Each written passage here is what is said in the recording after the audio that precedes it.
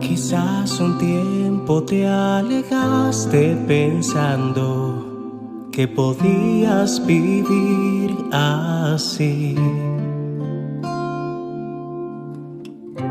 Y desde lejos te has dado cuenta que no eras feliz. Hoy Él te invita a empezar de nuevo, dejando el pasado atrás, perdonando lo que te hace daño y darte otra oportunidad.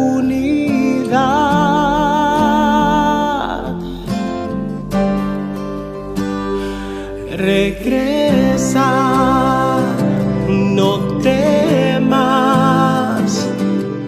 vuelve a casa, hermano mío, aquí tienes un lugar, es Dios que te espera, como un padre a su hijo, con un abrazo Él te recibirá.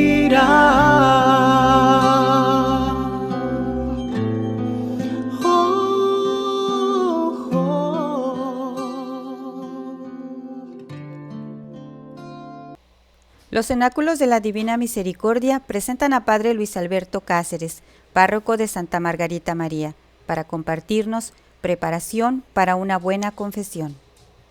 Vamos a ponernos en la presencia del Señor, en el nombre del Padre, y del Hijo, y del Espíritu Santo. Amén. Amén. Padre de amor y misericordia, envía tu Santo Espíritu sobre nuestra mente y nuestro corazón. Llénanos de tu sabiduría y de tu entendimiento, de tu gracia, de tu fortaleza, de tu fe, para que podamos entregarnos y abandonarnos por completo a tu santa misericordia, y así podamos también ser misericordiosos con aquellos que encontramos en nuestro caminar en esta vida. Unimos estas intenciones y las intenciones de cada uno de quienes están en esta reunión, de los miembros de este grupo que se va a consagrar, a la oración que el mismo Señor Jesús nos enseñó. Padre nuestro que estás en el cielo, santificado sea tu nombre, venga a nosotros tu reino, hágase tu voluntad en la tierra como en el cielo. Danos hoy nuestro pan de cada día. Perdona nuestras ofensas, como también nosotros perdonamos a los que nos ofenden. No nos dejes caer en tentación y líbranos del mal. Amén. Gloria al Padre, y al Hijo, y al Espíritu Santo, como era en un principio, ahora y siempre, por los siglos de los siglos. Amén. Pues bien, entonces la intención que ustedes tienen en este proceso es de consagrarse a la Divina Misericordia, y consagrarse significa dedicarse, entregarse, separarse para Dios, en este caso para imitar al Señor Jesús, que es misericordioso. Y uno de los llamados que tenemos en el texto del Evangelio en Mateo es: sean misericordiosos como su Padre es misericordioso, sean perfectos como su Padre en el cielo es perfecto. Ahora, uno de los grandes obstáculos que no nos permite alcanzar nuestra meta de ser perfectos como nuestro Padre Celestial es perfecto, y de ser misericordiosos como nuestro Padre Celestial es misericordioso, es el pecado. El pecado es la barrera más grande que no nos impide cumplir nuestra vocación, nuestro llamado, a ser como el Padre Celestial nos creó, a vivir como Él nos formó en su imagen y semejanza. Y el pecado es una rebelión contra Dios, una rebelión contra su amor. El pecado es no aceptar la voluntad de Dios. Yo siempre hago énfasis a que el pecado no es simplemente el incumplimiento de una norma, no es simplemente la violación de una regla o el incumplimiento de un mandamiento, sino que el pecado es una ofensa directa al Creador. Muchos dicen que Dios nada le da y nada le pasa, si nosotros pecamos o no pecamos, si nos salvamos o no, Dios siempre seguirá siendo Dios y a Dios nada lo puede cambiar o transformar, nada le puede quitar su santidad, Dios es inmutable. Y eso es una verdad filosófica y teológica, pero Dios, más allá de que tiene esas cualidades, Dios es amor y el amor siempre siente dolor por el amado, siempre siente necesidad del amado. De ahí que Dios tiene todas esas cualidades de que es absolutamente inmutable y que nuestro pecado no toca la santidad de Dios, no le hace daño a Dios en lo absoluto, pero también como Dios es amor y nos creó por amor y fue su amor desbordante que nos dio vida, por supuesto que Dios sufre con el pecado nuestro y lo encontramos en los textos bíblicos, no porque yo lo diga que Dios sufre por nuestro pecado, se lamenta por nuestro pecado y Dios quiere que todos nos salvemos. Entonces vamos a mirar muy rápidamente y uno de los textos bíblicos que les invito que siempre lean para ver cómo el pecado es no solo una transgresión a una norma, a una ley, sino un rompimiento de un corazón. Es el capítulo 15 de San Lucas, desde el versículo 11, es el Padre misericordioso o el Hijo pródigo. Ahí vemos cómo el Padre sufre por el Hijo y eso es lo que es el pecado. Es una herida causada al corazón de Dios, por referirnos de esa manera. Entonces, sabemos, y es solo para refrescar la mente, que hay pecados de omisión, que son aquellos pecados cometidos por no hacer el bien que podemos hacer, es no hacer el bien que podemos hacer. Pero me gustaría que vayamos un poco a mirar como la raíz primera, de acuerdo al texto bíblico, del pecado. Y para eso miramos a Génesis 3:5, donde vemos que la serpiente engaña a nuestros primeros padres. Y vemos que la manera como la serpiente, que es una representación de Satanás, engaña a nuestros primeros padres, es que les dice, ustedes pueden ser como Dios, ¿no? Si comen de este fruto, ustedes pueden ser como Dios, conocer el bien y el mal.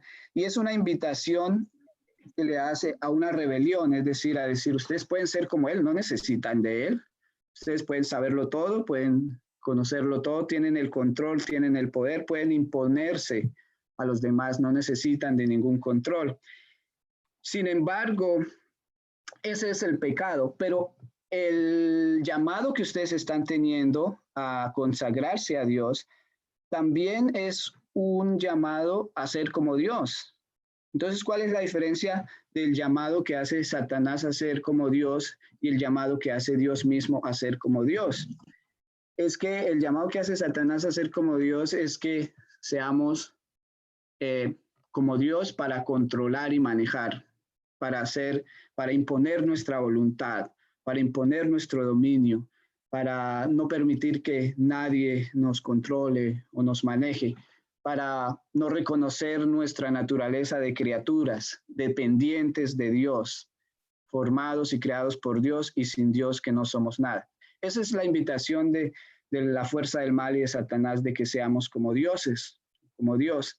Mientras que la invitación que Dios nos hace y que ustedes están aceptando también al querer consagrarse a Dios, es un llamado a ser como Dios, pero en su santidad y en su misericordia, a imitar a un Dios que es bueno, que es misericordioso, es decir, a un Dios que ama con todo, a un Dios que ama aun cuando duele, especialmente cuando duele, ¿no? Porque envió a su único hijo, no para condenar al mundo, sino para que el mundo se salve. Entonces estamos llamados a ser como Dios, sí, claro, pero de acuerdo a la voluntad de Dios, no de acuerdo a la voluntad de Satanás. Es decir, imitar a Dios en el amor, en la misericordia, en el perdón. Ser perfectos como nuestro Padre del cielo es perfecto. Y este es un texto bíblico que lo encontramos, que ustedes pueden tenerlo en cuenta y meditar en este proceso de consagración, que es Mateo 5, Mateo capítulo 5, versículo 48, más o menos esos versículos. Pero bueno, entonces es importante que tengamos en cuenta, porque tenemos la tentación de que el demonio nos engañe y decir, bueno, ustedes se consagraron a Dios, ahora están más cerca de Dios, entonces ahora ustedes están por encima de otros que no se han consagrado, ¿no? Y es una tentación que tenemos y que Satanás nos presenta a las personas que buscamos a Dios más de cerca. Y lo veo en hermanos sacerdotes, por ejemplo, que, bueno, yo estoy consagrado, soy sacerdote, tengo un cuello, entonces soy más grande que los demás, mando, controlo, manejo, grito, regaño, juzgo. Y no es así. Si nosotros nos consagramos, es para servir, es para amar y es para llevar a otros a Dios por el amor. Entonces, la consagración que ustedes van a adquirir o que van a tener, los debe hacer cada vez más humildes, más semejantes a un Dios que no hizo alarde de su dignidad de Dios, sino que se rebajó como uno de nosotros, se hizo humano, se encarnó y se hizo un esclavo de nosotros. Entonces vamos a leer un texto bíblico que es Lucas 18, el capítulo 18, versículo 11 al 14, que nos recuerda que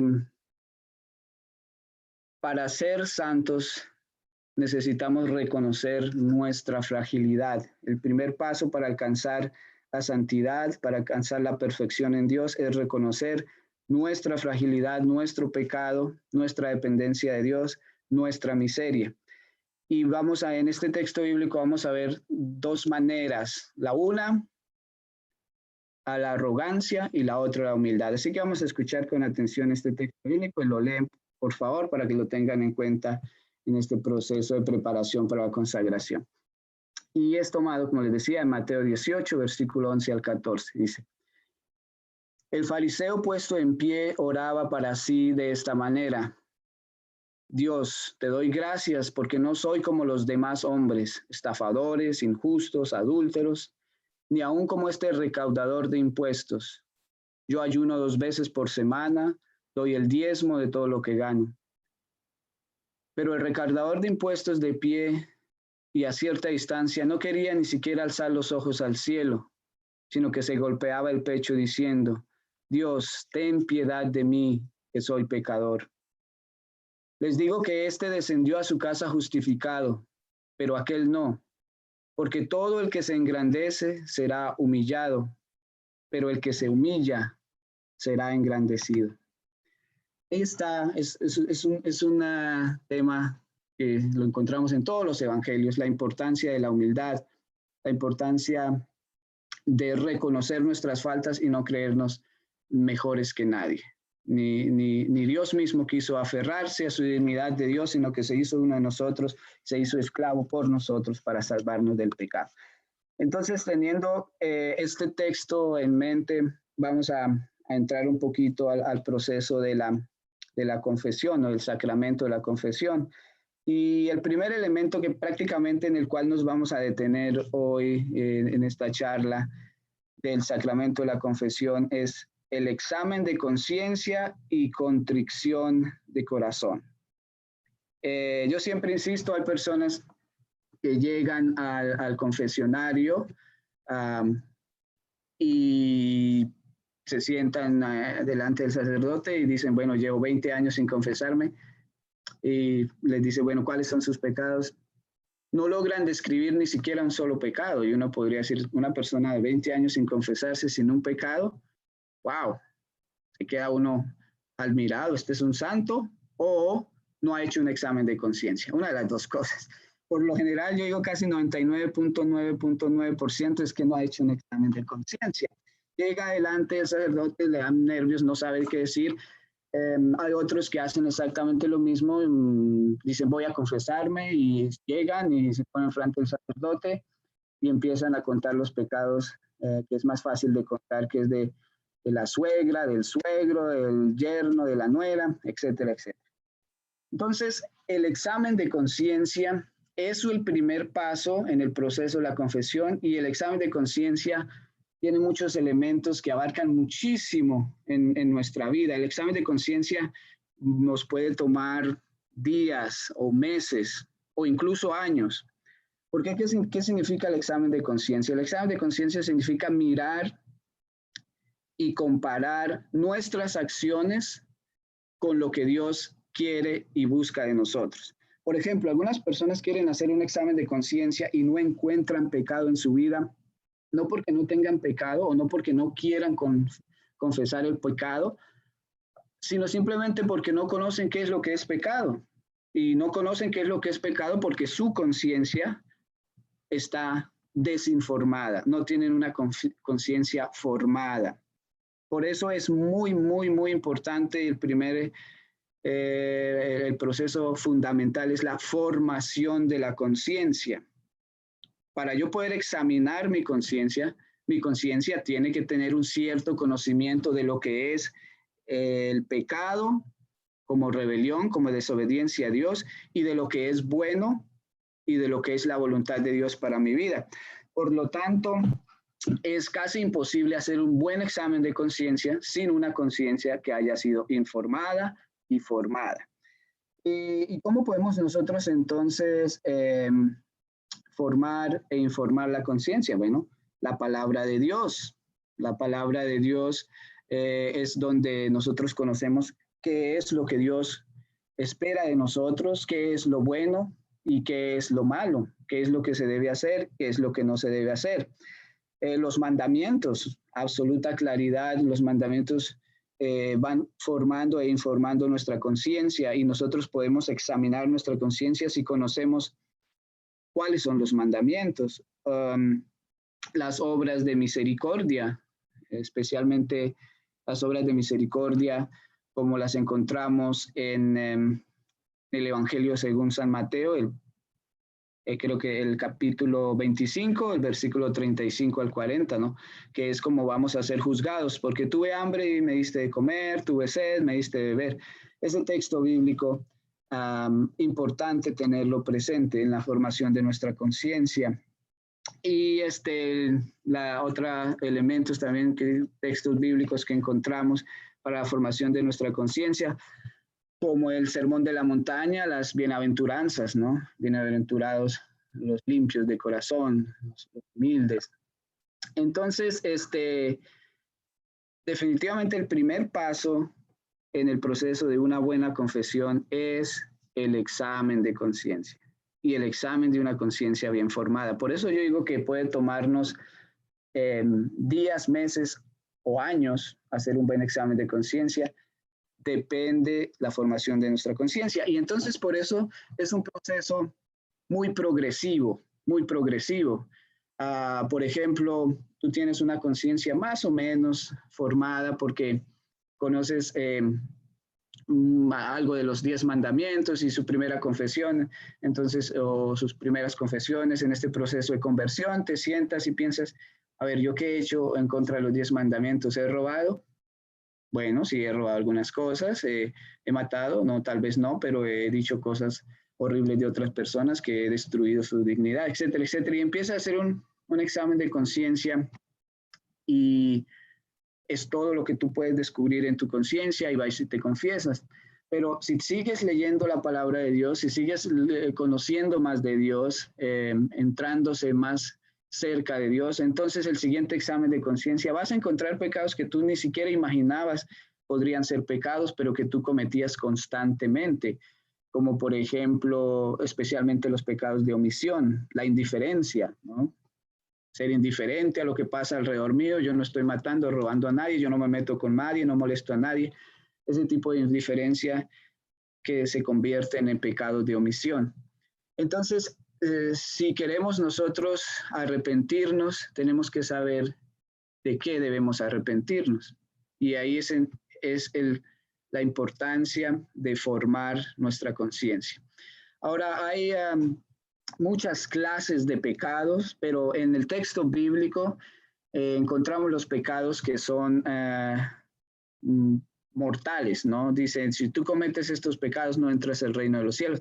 Hay varios textos bíblicos, creo que voy a leerles hoy uno que tengo aquí, que nos habla de algunos pecados que se convierten mortales, que no pueden entrar en el reino de los cielos. Gálatas 5, del 19 al 21, que dice, ahora bien, las obras de la carne son evidentes, las cuales son inmoralidad, impureza, sensualidad, idolatría, hechicería, enemistades, pleitos, enojos, rivalidades, disensiones, sectarismo, envidias, borracheras, orgías y cosas semejantes. Y dice Pablo, con las cuales les advierto, como ya lo he dicho antes, que los que practican estas cosas no entrarán en el reino de los cielos. Entonces, este tipo de textos bíblicos nos ayudan a mirar, ¿habré yo caído en este tipo de cosas? ¿Habré yo recurrido a magia, hechicería, brujería? ¿Tengo enemistades causadas por mí que yo no he querido acceder a perdonar o a buscar el perdón? ¿Soy borracho? ¿Vivo de envidias? Donde quiera que voy busco dividir solo para que hagan mi voluntad. ¿Soy idólatra? Es decir, tengo cualquier otra cosa que no sea Dios primero en mi vida. Entonces, esos textos bíblicos, si tú vas leyendo constantemente estos textos bíblicos, te van ayudando a formar tu conciencia. Luego hay otro elemento que es importante tener en cuenta en este proceso de examen de conciencia y de formación de la conciencia, que es la gravedad del pecado. Y la gravedad del pecado tiene diferentes grados, por así decirlos, pero hay dos grandes conjuntos o niveles de gravedad, podemos decirles, que está el pecado mortal y el pecado venial. Y el pecado mortal es un pecado que tenemos que confesarlo inmediatamente, lo más pronto posible. Pero el pecado mortal, entonces, es un pecado que si usted inmediatamente reconoce, usted cometió un pecado mortal y se arrepiente teniendo contrición de corazón. ¿Qué quiere decir contrición de corazón? Sentir dolor en su corazón por haber cometido este pecado y comprometerse en ese momento delante de Dios. Yo no quiero volver a cometer este pecado. Entonces vas a adquirir el perdón y si inmediatamente dices, me voy a confesar apenas tenga una oportunidad, porque puede que tú te des cuenta de tu pecado mortal un día que es imposible acercarse al sacerdote o que estés tan lejos, que le tome tiempo. Pero si tú haces el acto de contrición inmediatamente y prometes confesarte a la primera oportunidad, haciendo una búsqueda activa de esa oportunidad, Dios te va a perdonar. Porque, por ejemplo, si tú cometes un pecado mortal y estás en un lugar que se te es imposible confesarse y llegas a tener un accidente y te mueres en el pecado mortal, pues no vas a tener salvación, está muy claro en la palabra de Dios. Pero si tú has hecho inmediatamente del pecado mortal tu acto de contrición, de arrepentimiento y su promesa de confesarse apenas tenga la primera posibilidad, no estás muriendo en pecado mortal. Entonces, esos son elementos que son importantísimos tener en cuenta. Ahora, ¿qué es un pecado mortal? Entonces, un pecado mortal es una acción grave que atenta directamente contra los 10 mandamientos y que se hace con pleno conocimiento y con pleno consentimiento. Sabiendo usted que es pecado, aún así comete ese pecado. Entonces, eso, pecado mortal. Por ejemplo, robar, usted sabe que va a cometer un pecado, sabe que está directamente contra los 10 mandamientos y robas. Ahora, hay ciertos niveles de gravedad en esa área porque hasta qué punto es pleno consentimiento cuando tú tienes que robarte algo para poder vivir, cuando te estás muriendo de hambre. ¿Es consentimiento o es porque te está forzando la misma situación a poder sobrevivir? Y eso hace de que el pecado sea mortal o no. Entonces, ahí está también, hay niveles de gravedad, pero sin embargo, en cuanto a las ofensas directas a los 10 mandamientos y lo que ustedes crean que están haciendo con pleno conocimiento y pleno consentimiento, es siempre importante tratarlo como si fuera pecado mortal y acercarse al sacerdote y preguntarle. Uno es mejor asegurarse, ¿no? En esta área de los pecados mortales, porque es mejor fallar por previsión que por ignorancia. Entonces, cada vez que tú digas, creo que esto es un pecado mortal, haz el esfuerzo, acercarse al sacerdote en confesión y confesarlo y preguntarle al sacerdote. Entonces, pecado mortal, y el pecado se llama mortal, este tipo de pecados, porque rompen la relación con Dios inmediatamente. Morir en pecado mortal es perder la vida eterna. Lo dice la palabra de Dios. Ahora, Otro nivel o gravedad del pecado es el pecado venial. El pecado venial es pecados que no son mortales, pero que poco a poco, si se van acumulando, van erosionando o destruyendo nuestra relación con Dios y nos llevan a la muerte del espíritu, que es el pecado mortal. Ahora, entonces, ya ahorita vamos a tener oportunidades para algunas preguntas, pero quería muy rápidamente llegar a este punto de que cuando se está con el examen de conciencia y antes de seguir con el proceso de la confesión y acercarse al sacerdote, debe haber un plan o una propuesta personal suya de cambio.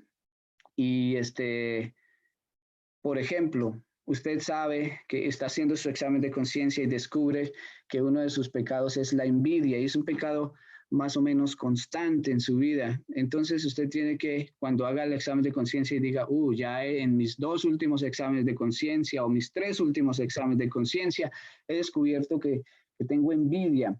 Entonces tienes que hacer un plan y decir, bueno, ¿qué voy a hacer acerca de esto? ¿Cuál es la raíz de mi envidia? ¿Por qué estoy sintiendo envidia? ¿Por qué estoy sintiéndome mal cuando a otra persona le va bien? Porque estoy deseando el mal a los otros y para mí solamente el bien. Tratar de buscar el origen a eso. ¿Por qué? ¿Por qué será? Y una vez trates de encontrar un origen en tu mismo corazón, hacer un plan. ¿Qué vas a hacer este mes? ¿Cuáles son las acciones? ¿Cuáles son los pasos? ¿Cuáles son los ejercicios? ¿Cuál es el camino que usted va a seguir este mes para evitar caer nuevamente en ese pecado? ¿Cómo va a controlar usted ese pecado? Y enfocarse primeramente en los pecados más graves.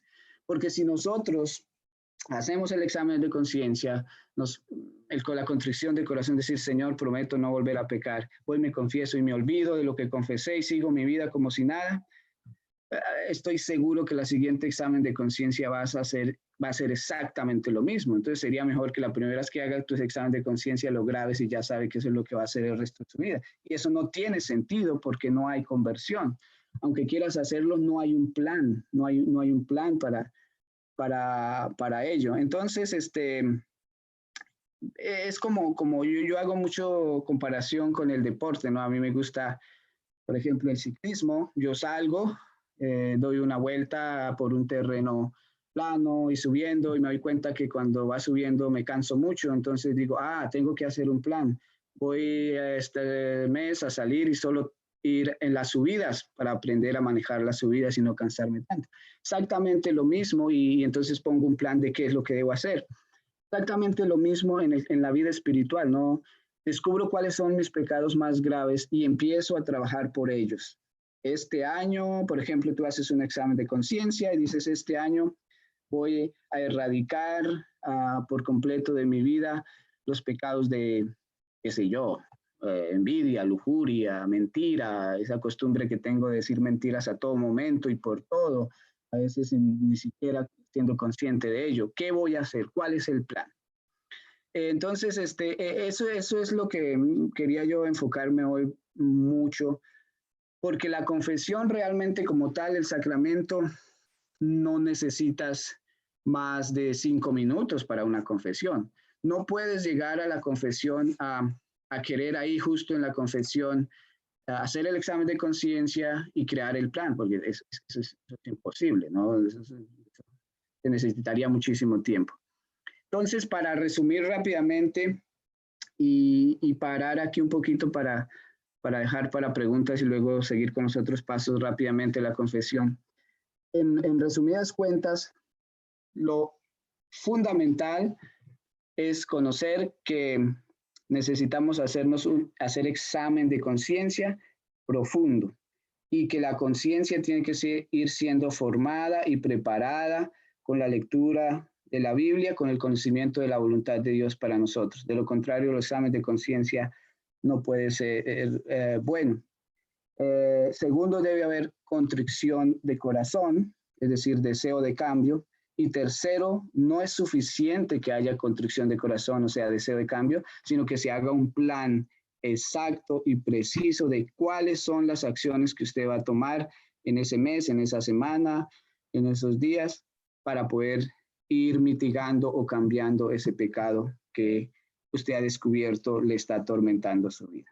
Que también tiene el nombre de atricción, que es arrepentirse y buscar el cambio por miedo a perder el alma o a perder la vida eterna. Entonces, pero el perfecto se hace por amor, el otro se hace más por miedo. Los dos funcionan, pero la idea es que lleguemos al perfecto, que es arrepentirnos no tanto de una manera farisaica por miedo, sino por amor, porque tenemos un Padre que es misericordioso, que nos ama y tenemos que responder bien a su amor. Entonces, pues no sé si pueda responder exactamente esa pregunta porque es muy compleja. Redes y por todos estos programas que ustedes estén evangelizando, yo de verdad que les agradezco muchísimo. Yo siempre veo los ministerios y los personas que hacen parte de los ministerios como extensiones de lo que yo soy como sacerdote. Ustedes llegan a los rincones que yo no llego por cualquier razón o motivo. Sé que me representan muy bien y les agradezco muchísimo, muchísimo. Y una de las cosas que yo siempre he compartido como mi visión para mi sacerdocio es que a veces ni siquiera se necesitan muchas palabras, pero siempre una sonrisa y un abrazo, un comportamiento caritativo y de amor puede transformar corazones. Y la misericordia es eso, es la misericordia encarnada. Y ustedes encarnan la misericordia y les agradezco por eso. Muchas gracias, Padre. Si nos puede hacer el favor de darnos su bendición. Vamos a ponernos en la gracia y la presencia divina, en el nombre del Padre, y del Hijo, y del Espíritu Santo. Amén. Dios Padre de la misericordia y amor, te bendecimos, te glorificamos, te alabamos porque eres bueno, porque nos amas y porque nos das esta misión de ser extensiones de tu amor, de poder tocar otras personas con tu amor, con nuestra presencia. Ilumínanos con tu gracia, con tu sabiduría, llénanos de tu humildad y de tu amor para que podamos irradiar a otras personas, especialmente a los miembros de nuestra familia que son difíciles, tu misericordia, tu amor y tu gracia para que puedan ser transformados. Danos, Señor, la constancia, la perseverancia necesaria, la fortaleza necesaria para siempre ser testigos de tu amor en todos los rincones del mundo donde nos hagamos presentes. Y que el Señor Todopoderoso les bendiga, el Padre y el Hijo y el Espíritu Santo. Amén.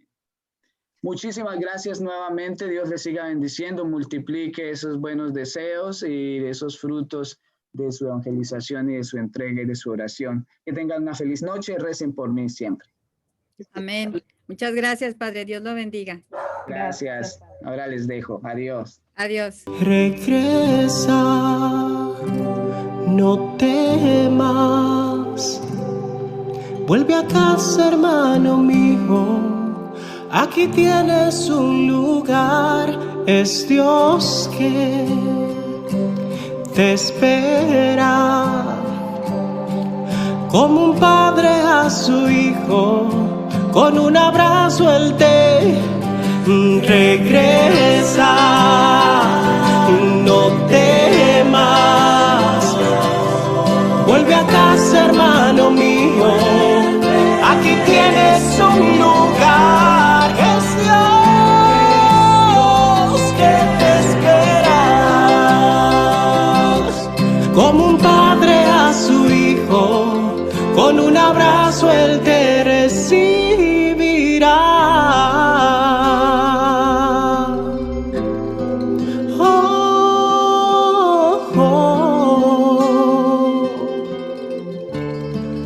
Él te recibirá.